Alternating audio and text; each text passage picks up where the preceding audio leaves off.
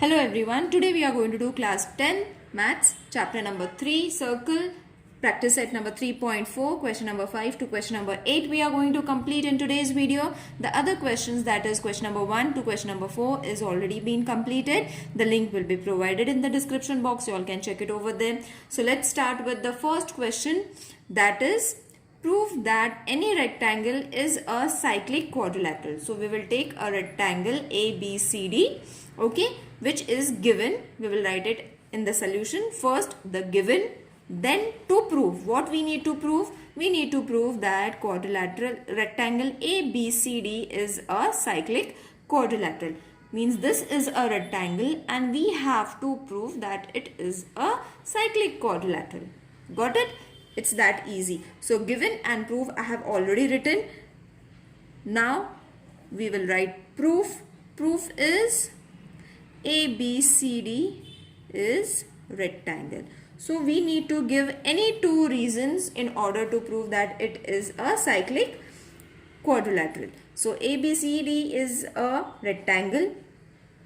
Therefore angle A is equal to angle B is equal to angle C is equal to angle D. Now you will observe in the figure we have marked all the four angles as 90 degree. Okay, angles of a rectangle are 90 degree. So we have got two reasons, that is angle A plus angle C is equal to 90 degree plus 90 degree is equal to 180 degree. Therefore quadrilateral or rectangle, a rectangle, it is, we have said it as rectangle, it's not a quadrilateral, we have to prove it is a quadrilateral. So ABCD is cyclic. Okay, now why we are saying cyclic, children? Because any angle we take, the addition is going to be 180. Okay, and all the angles are supposed to be 90 degree. So therefore by converse of cyclic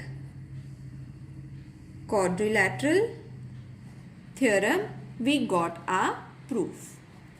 Isn't it easy? This much is the answer. Let's solve the next one. In figure, altitude YZ, XT. Now you will see there is 90 degree angle already given of triangle WXY. Okay, so these are altitudes of the triangle WXY. Intersect each other at point. Okay, so these altitude intersect each other at point P. Prove that it is cyclic. Okay, we have to prove that it is cyclic. That is W, Z, P and T. Okay, so what we have to prove? We have to prove this P and T. Okay, so this section we have to prove that it is a cyclic quadrilateral. And the second thing we have to prove is point X, Y, T are concyclic. Okay, so let's start with the first proof. First proof, the solution is going to be angle WZP is equal to angle WTP, which is 90 degree. This is given. Okay, isn't it? I have shown you this is 90 degree already been given to us. Therefore, angle WZP plus angle WTP is equal to 90 degree plus 90 degree, which is supposed to be 180 degree. Isn't it? Now from where did we got this? This is by converse. Just now we did it. Converse of cyclic quadrilateral.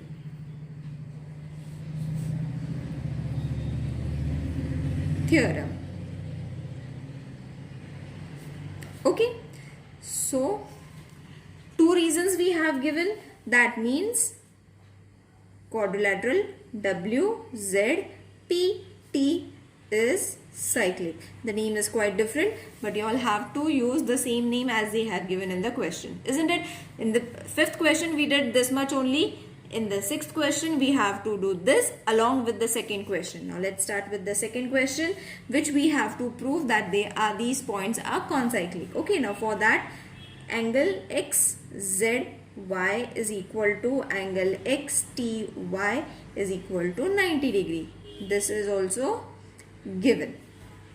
Okay, so therefore point X and point Y on line XY subtend equal angles at two distinct points which are Z and T. Okay, on side of line X and Y. Okay, now what does this means? See, point X and Y on the line XY subtended equal angles. Okay, that means they show equal angles at two distinct points, that is Z and T. Obviously, this is 90 degree, this is 90 degree, but the points from where they have got the extended point, they have formed a 90 degree angle which is on the line X and Y. Got it? This is what we have said. Now, if the points on a given subtended lines are equal, if they are equal but at two different points which lies on the same line, then 4 points are concyclic. So, after giving this reason, that means point X, Z, T, Y are concyclic. Isn't it easy? Now, let's solve the 7th question. In figure, arc NS,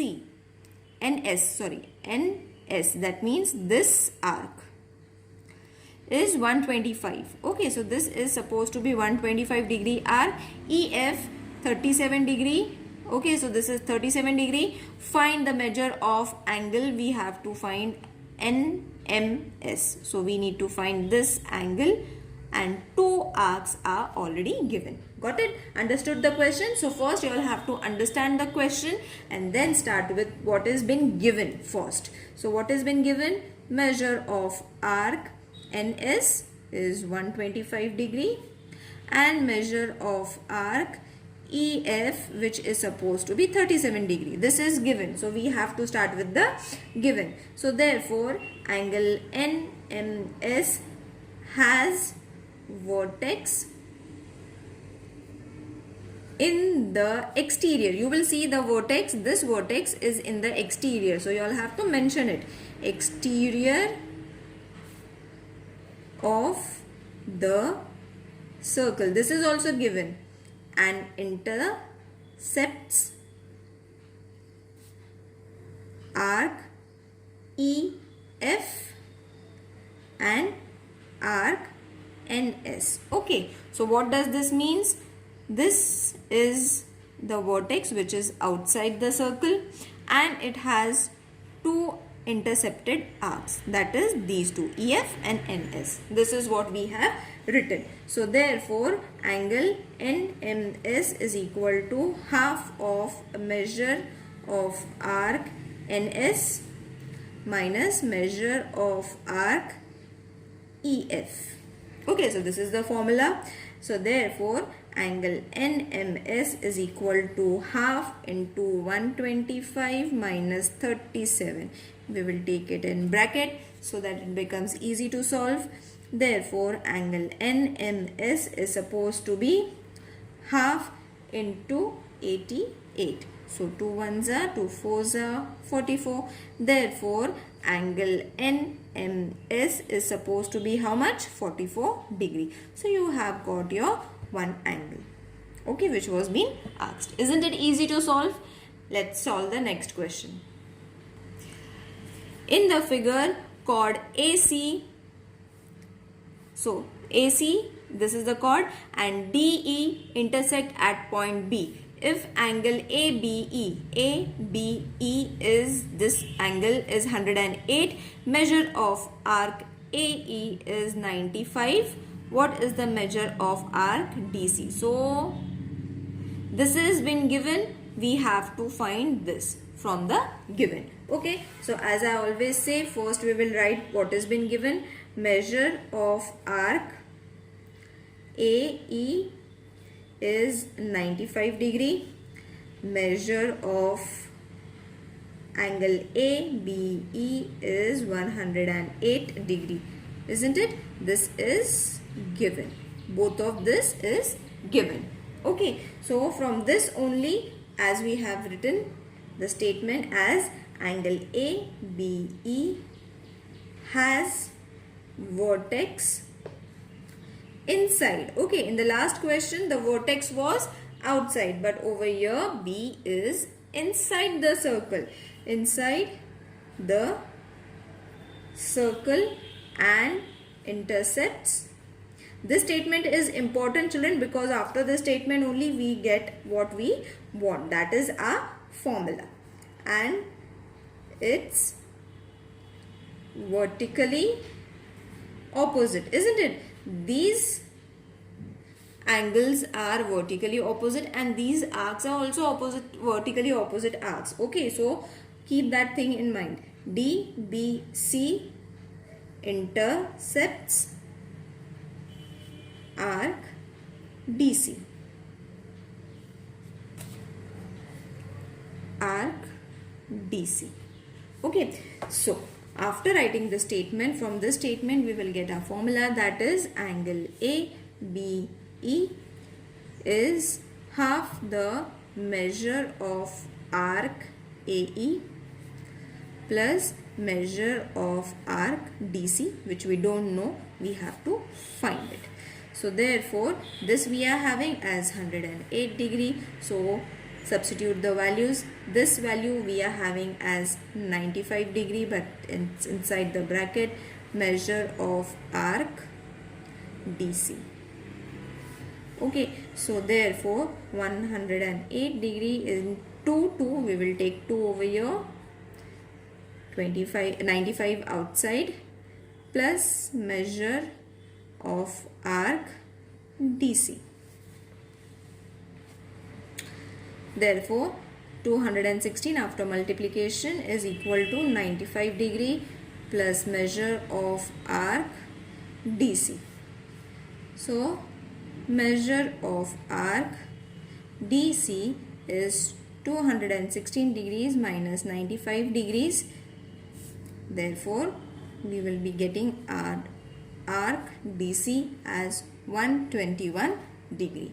Got it? So this was being asked. We have got our answer. Wasn't it easy? I hope this exercise is clear to everyone, children. Part 1 and part 2 I have tried to differentiate in such a way that this section was totally very easy and the first section is also easy, but it's totally on the other concept and this is on the other concept. Okay, so I hope this exercise is clear to everyone. Any questions, any queries you all have regarding this exercise or any other exercise, you all can mention it in the comment section. I will try to explain you all during my live session. So join me during my live sessions. Join the membership so that you will get the benefit of getting me live on Sunday from 12 to 1. See you in the next video. Till then, take care. Bye.